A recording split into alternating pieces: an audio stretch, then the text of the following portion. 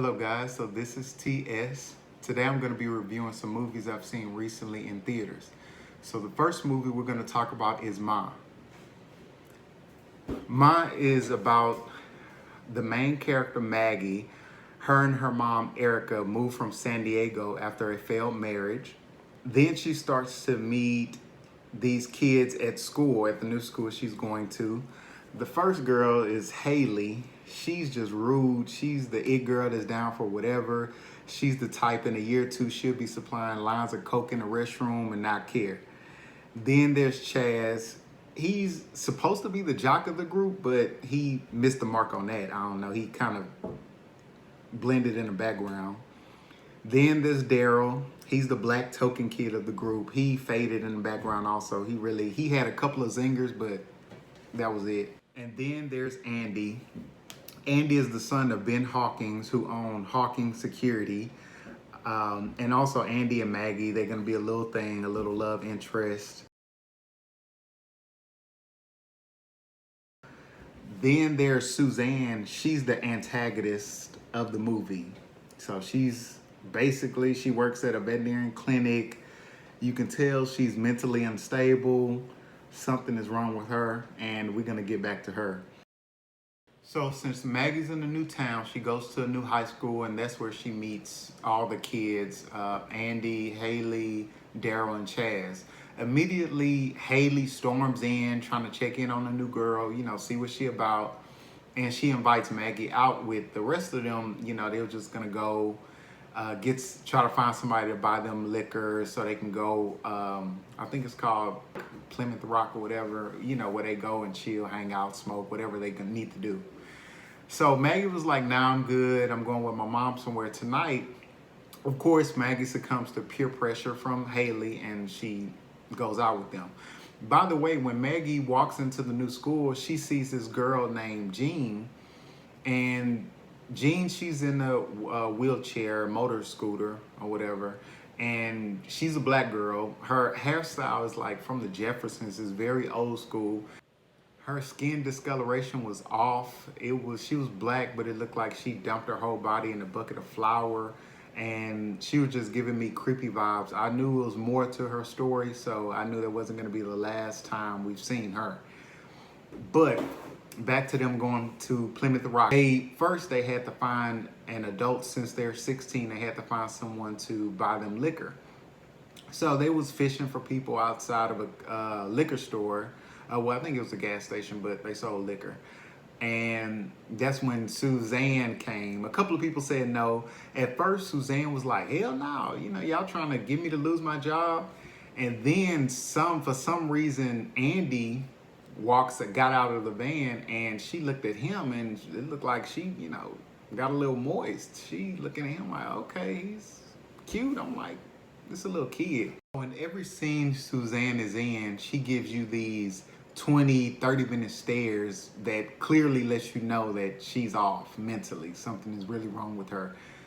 In the next scene, the kids, they drive to the rock piles to drink. Then Suzanne, she looks them all up on Facebook. She finds out their parents and she looks up Ben Hawkins' number. So she called him while he's getting sloppy toppy in the car, and she lets them know that some kids, they went down to the rock piles to drink. They're underage, and also one of the kids drinking is Ben's son, Andy. Ben, he sends one of his workers down to the rock piles to bust them. So the kids go to school the next day and they're like, oh, okay, Suzanne, she's cool. We're going to have to keep her number. She's going to be the beer lady. So they get out of school that next day. They want her to buy them some more beer. Suzanne comes running to the rescue. She buys them some more beer and she lets them know that she have a basement at her house if they want to come out instead of going to the rock piles and getting caught, which of course that was her plan. They could come over to her house and drink and chill. And they went there, they followed her. It was like in the backwoods. It was kind of creepy. So they went in her basement. It was dusty, things was everywhere. But they was like, okay, we see potential. This can be a little hangout spot. You should, renovate it, switch some stuff around. And this can be the party. You can make this into a little club in your basement and I guess make money or have friends, whatever you want to do. And she was like, okay, that look good. That look good. So the whole time she's still eyeing Andy. And by the way, Andy, he looks like he still wears diapers. Seriously, he looks super young, 12, no, older than 12. And Zach was kind of getting all up in her face, because at first Suzanne was kind of like, well, nah, and he was like, oh, you don't want to be cool. So Suzanne was like, you want to see something cool? So she pulls out a gun and she points the gun at Zach, and she told him to strip. I'm sorry, not Zach, Chaz. And so Chaz, he took off his shirt. She was like, nah, take off the pants. He took off his pants. She was like, drawers too.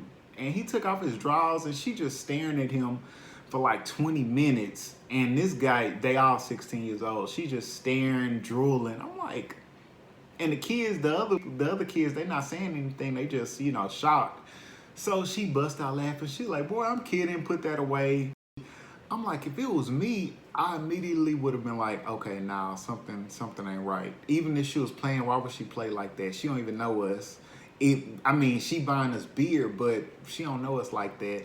I don't even know why we came over here and tell the entire story. But bottom line is, when they were in high school, Ben played a prank on Suzanne.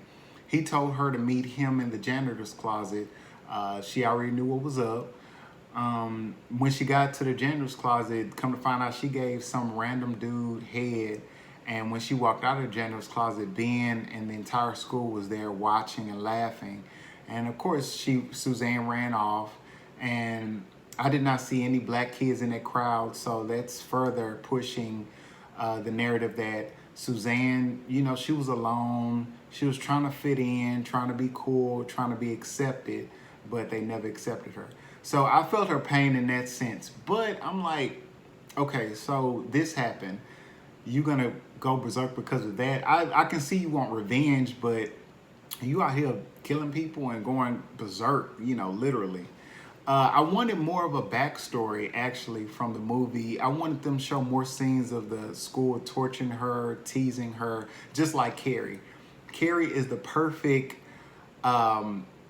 villain turned hero, because in Carrie, they teased her. They showed multiple scenes of her being teased, and then the prom scene when she just had enough. And you kind of felt, you felt her on that. You like, okay, Carrie, I understand. They've been teasing you, so they deserve something.